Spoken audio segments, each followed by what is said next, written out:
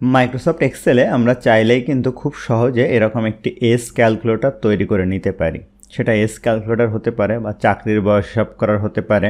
দেখেন আমি এই যে বিভিন্ন ডেট অফ বার্থ এখানে লিখেছি। যদি আমি এখান থেকে 1990-এর জায়গায় 1993 দেই, দেখেন অটোমেটিক্যালি কিন্তু এই যে বয়স এবং এই টোটালটা চেঞ্জ হচ্ছে। আমি 93-এর জায়গায় ধরুন এখানে দিলাম হচ্ছে 2007। খেয়াল করুন এইদিকে দেখেন 16 বছর 8 মাস 15 দিন এটা চেঞ্জ হচ্ছে।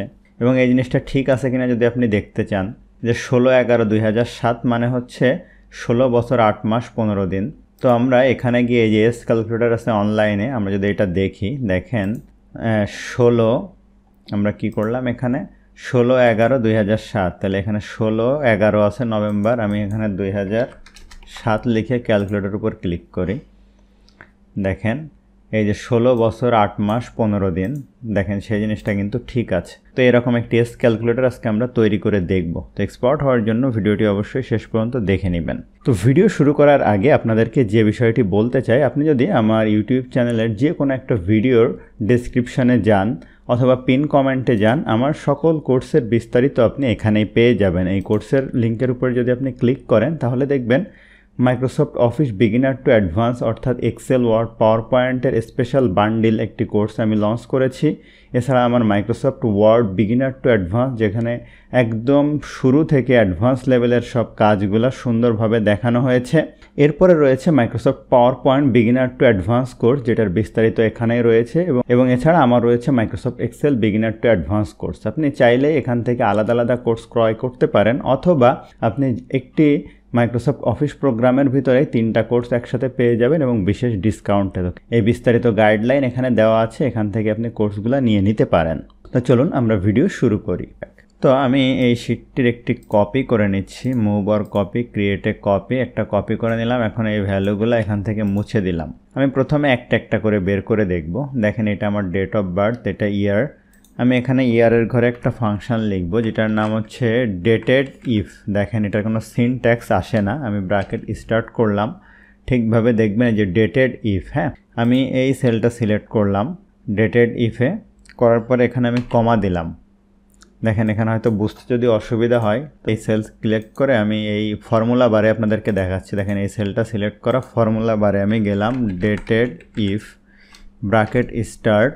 তো এখন আমি যেটা করব, এই সেলটা সিলেক্ট করব, অর্থাৎ এটা আমার জন্ম তারিখ, এটা আমি সিলেক্ট করব, কমা দিব। দেওয়ার পরে আমি এখানে টুডে ফাংশন কল করব। টুডে মানে আজকের তারিখকে সাপেক্ষে সে ক্যালকুলেট করবে। Today bracket start bracket close, এরপরে আমি কমা দিব। দেওয়ার পরে আমি আসলে কি দেখতে চাই, তো আমি দেখতে চাই এখানে ইয়ার, তাইলে আমি ডাবল ইনভার্টেড কমার ভিতরে ওয়াই লিখে double inverted comma close bracket close. দেখেন আমি কি করলাম, ডেটেড ইফ আমার ডেট অফ বার্থ এবং আজকের তারিখ, এরপরে আমি দেখতে চাই ইয়ার, এই জন্য ওয়াই দিলাম। আমি ইন্টার দেই, দেখেন সাথে সাথে 16 বছর চলে আসছে। তো টুডে ফাংশনটা কি ওইটা আপনাদেরকে দেখাই, TODY টুডে। দেখেন টুডে দিলে আজকের তারিখ কত, 31/7/24 ওইটা চলে আসছে।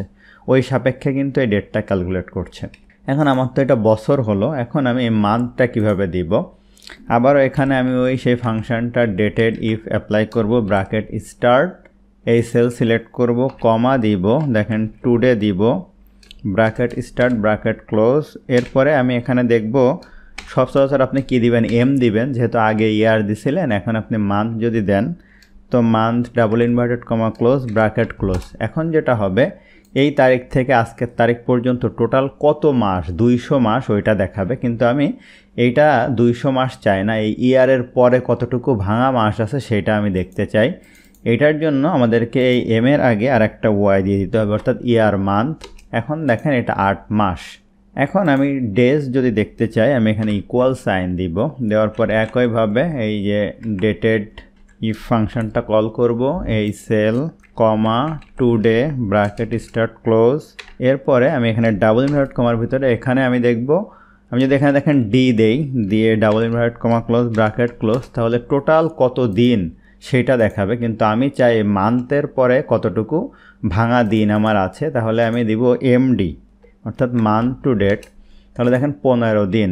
এখন যদি আমি এটা এই পর্যন্ত টেনে দেই প্রত্যেকটার জন্য, দেখেন আমার এই যে এস ক্যালকুলেট হয়ে গেছে, কত বছর কত মাস কত দিন। এখন টোটালটা যদি একসাথে আপনি এটা করতে চান, যেটা আমি দেখেন এই যে এখানটাতে আমার করা ছিল, এটা সহজে আপনি কনক্যাটিনেট দিয়ে করতে পারবেন। একটা সেলের মধ্যেও করা সম্ভব কনক্যাটিনেট অ্যাপ্লাই করে, সেটা আপনি নিজে প্র্যাকটিস করবেন পারেন কিনা, যারা কনক্যাটিনেট ভালো জানেন। আমি এখানে দেখেন করে দেখাই কনক্যাটিনেট। এই যে কনক্যাটিনেট দিয়ে একাধিক সেলকে একত্রে করা যায়। তো আমি এই সেল সিলেক্ট করলাম, কমা দিলাম, দিয়ে ডাবল ইনভার্টেড কমার ভিতরে স্পেস দিয়ে লিখব YAR ইয়ার, আবার স্পেস দিয়ে ডাবল ইনভার্টেড কমা ক্লোজ, এরপরে কমা দিব, এরপরে টেক্স 3 হচ্ছে আমার এই মান্থ, এইটা দিয়ে কমা দিলাম, দিয়ে ডাবল ইনভার্টেড কমার ভিতরে আমি স্পেস দিয়ে লিখব হচ্ছে মান্থ, স্পেস দিয়ে ডাবল ইনভার্টেড কমা ক্লোজ, আবার কমা ক্লোজ। মানে আমি 3টা সেলকে একত্রে করতেছি। এরপরে দেখেন এই সেলটা আমি কিন্তু সিলেক্ট করতে পারছি না, এই সেলের ভ্যালু হচ্ছে F2। তাহলে আমি ম্যানুয়ালি এখানে F2 লিখে দেই, দিয়ে কমা দিলাম, ডাবল ইনভার্টেড কমা দিলাম, স্পেস দিলাম, এরপরে আমি দিলাম হচ্ছে ডে, স্পেস দিলাম, ডাবল ইনভার্টেড কমা, আপনি এখানে ডেজ দিতে পারেন। এখন আমি ব্র্যাকেট ক্লোজ করে ইন্টার দিব। তাহলে দেখেন কি হলো, এই যে 16 বছর 8 মাস 15 দিন, এইটা ধরে টান দিলে প্রত্যেকটার জন্য আলাদা হয়ে যাবে। তো এই জিনিসটা কিন্তু এই আপনি ফর্মুলা আলাদা আলাদাভাবে অ্যাপ্লাই না করেও করতে পারতেন, সেটা আপনি নিজে চেষ্টা করবেন। অথবা এই যে কনক্যাটিনেট ইউজ করে আমি কি করলাম, এই সেল তার সাথে কি যোগ হবে ইয়ার, এরপরে এই সেল তার সাথে মান্থ, এরপরে এই সেল তার সাথে যোগ হবে ডেজ। তো এইভাবে আপনি খুব সহজে কিন্তু করতে পারবেন। তো এই যে জিনিসগুলো দেখালাম, এটা আমার এক্সেল বিগিনার টু অ্যাডভান্স কোর্সে এরকম বিভিন্ন জিনিস নিয়ে কোর্সটি সাজানো হয়েছে, যেগুলো আপনাদের বাস্তব জীবনে অনেক উপকারী। ওই কোর্সটি আপনারা এনরোল হতে পারেন, যার লিঙ্ক ভিডিওর ডেসক্রিপশনে দেওয়া আছে। তো ধন্যবাদ সবাইকে, কথা হবে পরবর্তী কোনো ভিডিওতে।